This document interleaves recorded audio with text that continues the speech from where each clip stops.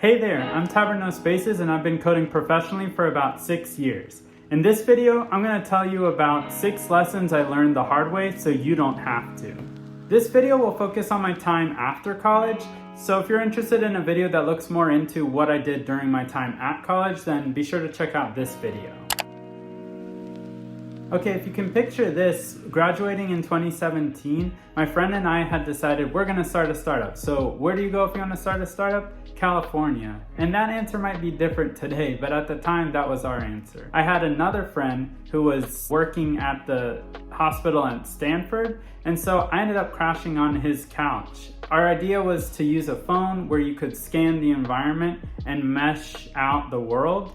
That actually ended up being quickly already created. There was a lot of engineers who had already been working on this, and one of those was Apple with ARKit. When ARKit came out, we decided to pivot to working on an application. The most famous one is Pokemon Go, and nowadays there's actually a few different games like that. We were thinking and brainstorming. One of the most important use cases we thought would be to be able to leave messages in the world physically. As we were building, my co-founder and I, we came to different visions. Also, my friend I was staying with was moving into San Francisco, and I ended up moving to Berkeley. Not only did Berkeley have cheaper rent, but it also meant that I could be able to test out my app with students. The AR application I ended up building out was a cube. So the cube was meant to be kind of like a community message board. In order to make money, I ended up getting a job at a boba shop. I was a barista, and I did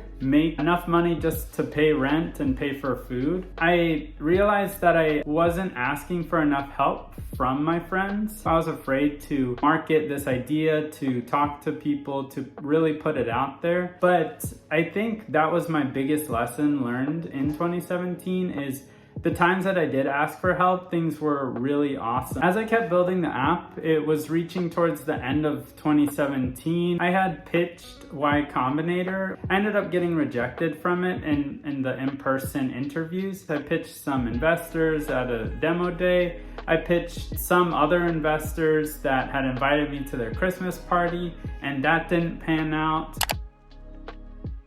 I kept getting rejected, and so that really started off my 2018 as I continued pursuing this. The biggest lesson was to persevere. So in order to keep the dream alive, I ended up moving back home in 2018. That would be able to allow me to cut my costs, and the boba shop was being closed down. So I needed a new source of income. Moving back home, I started working at a small dev shop. And additionally, since I hadn't really found traction with the idea of doing the cube, I ended up pivoting to more like something that was a Snapchat for business. And what that really meant was you could not only have AR experiences at events and conferences, but also you could take pictures with other people, and using facial recognition, it would send you the contact information of someone else at the event. And I even got the opportunity to pitch Y Combinator again.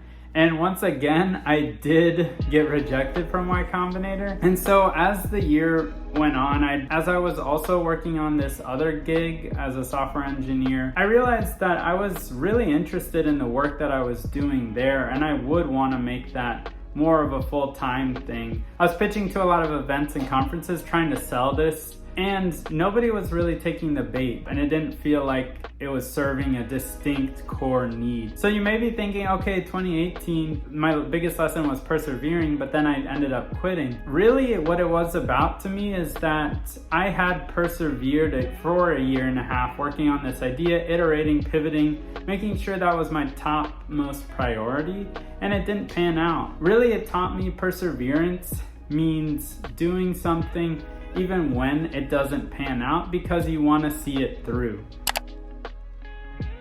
And that also leads into my next lesson with the start of 2019, that there's always a silver lining.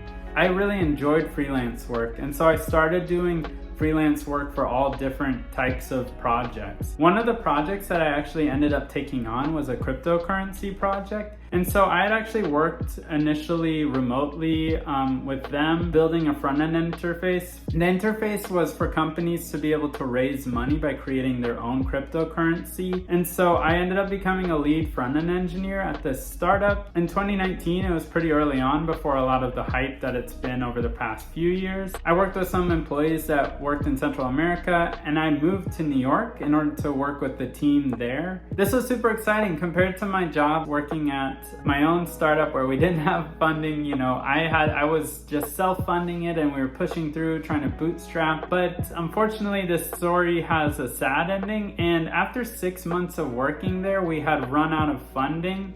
And so I was kind of back in the same place I had been before. I had gotten pretty used to failure at this point, that my startup had failed, like I'd had to move multiple times, and I was really determined this time to not have to move, and I was going to get a more stable job. I had been applying to a bunch of different places and interviewing at them, and I was going through my savings really quickly in my bank account. And you can imagine New York rent is really expensive. I ended up getting 2 jobs right at the end. One of them was from another cryptocurrency startup, and that startup was going to be more risky. It was just the same size as the company that I'd been working at. So I ended up deciding to go to this larger company. It was an ad tech company, and going into work, they had all sorts of free snacks. I really came to understand what all of my fellow tech employees were experiencing. I had been riding the startup struggle bus. 2019 really showed me that there always is a silver lining. I had made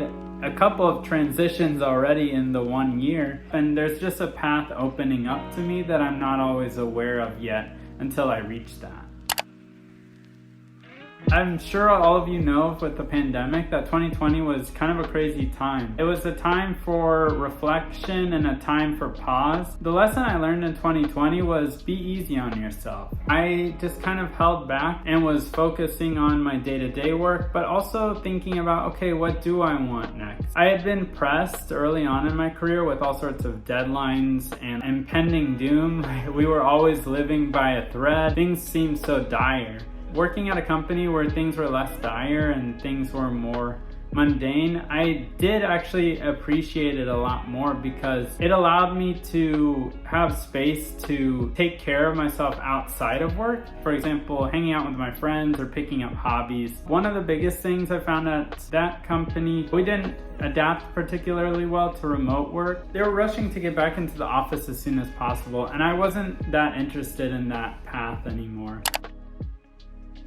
As we came into 2021, the company had decided to IPO that year, and now having transitioned as a senior engineer, I had actually taken more time to think about what I wanted, and I started looking for new jobs pending the IPO. Around my 2-year anniversary, I had found a new job. This one was a new company that had more of a social mission that I was aligned with, and then also they were more remote work friendly, so really opted into my lifestyle. And in that vein, my lesson from 2021 was hit the ground running. So when I joined the new startup, it was definitely immediately fast-paced from the start. I was put onto a team that was a new greenfield project, and this project accounted for millions in lost revenue. We needed to get something up and running and working within 6 months. So one way I took hitting the ground running was contributing code pretty much from the first couple weeks I was working, having one-on-ones with as many people I could meet as possible, and definitely with all the engineers on my direct team. So 2021 was all about hitting the ground running at this new job. Now we come to the current year, 2022. And 2022 has been all about finding growth in new directions. So typically I think most of us think of growth as always upward. We need to be advancing, or there needs to be something something has to be increasing all the time. But actually there's a lot of different ways you can start broadening your skill set or deepening it in other parts. From within the company, we ended up completing that greenfield project, and that left room for a lot of figuring out what do we do next. We also grew the team, and on the front-end engineering side, we brought on 3 additional front-end engineers.